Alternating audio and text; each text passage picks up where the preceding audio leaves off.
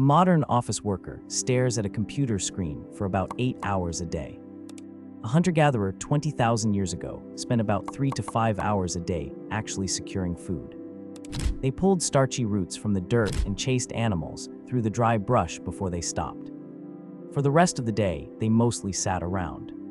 In modern foraging camps in Tanzania, men carry wooden bows through the savannah for roughly 2 to 6 hours. Women dig up tubers and fill woven baskets with berries for a similar amount of time. Some days they stay out longer, and some days they sit in camp all day. But securing raw food is only step one. They still have to butcher a dead antelope with a sharp stone. They still have to secure a new flint tip to a broken spear shaft with tight strips of animal sinew. They roast tough roots in hot coals before anyone can safely chew them. Add up all those domestic chores, and a typical hunter-gatherer works about 6.5 hours a day. A modern farmer or factory worker puts in closer to 8.8 hours. When the sun comes up, a Pleistocene camp wakes up. People stir the gray ashes of yesterday's fire and chew on cold, leftover meat. By mid-morning, small groups walk out into the surrounding landscape. Some carry sharpened wooden digging sticks. Others scan the dusty ground for fresh animal tracks. A man whistles to a small bird and follows it to a hollow baobab tree to smoke out a hive of angry bees. They don't wander blindly through the grass. They know exactly which seasonal trees have ripe fruit, and they track the local herds to the watering holes. By midday, the heat of the sun peaks.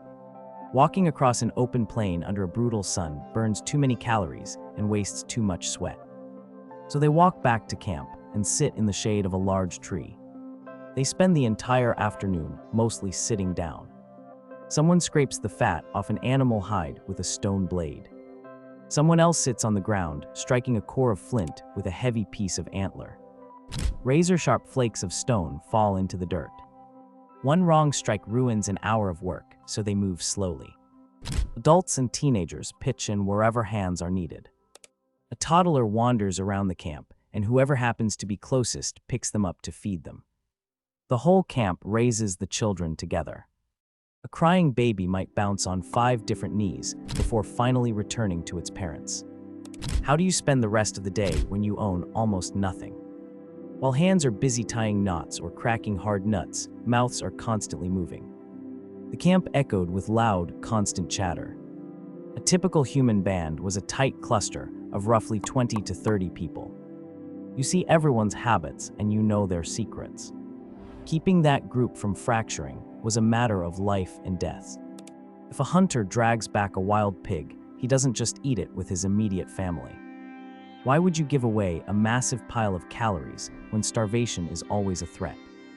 He hands out cuts of meat to build alliances. He gives a prime rib to a rival to smooth over a past argument. He gives a rich piece of fat to a friend to secure his own status. Mentally tracking all those debts and favors is exhausting. Gossip and arguing over how to divide a roasted bird took up a massive amount of mental energy. Navigating a petty rivalry over a stolen flint knife was just as important as tracking a deer. You couldn't survive alone on the savannah, so you had to keep your friends close. Talking and trading favors was the entire survival strategy. When the sun finally sets and the temperature drops, the entire group circles around a blazing fire. They roast the tubers and meat they gathered that morning. They crack open bones with heavy rocks and scoop out the rich marrow with their fingers. They toss the empty bones into the dirt. People tap rhythms on hollow logs and tell stories into the dark. Flickering orange firelight illuminates their faces. Eventually, they lie down on soft animal skins and fall asleep. But they probably didn't sleep for 8 hours straight. Before artificial light, human sleep was often biphasic. You'd sleep for a few hours before waking up in the pitch black of 2 in the morning to stay awake for an hour or two.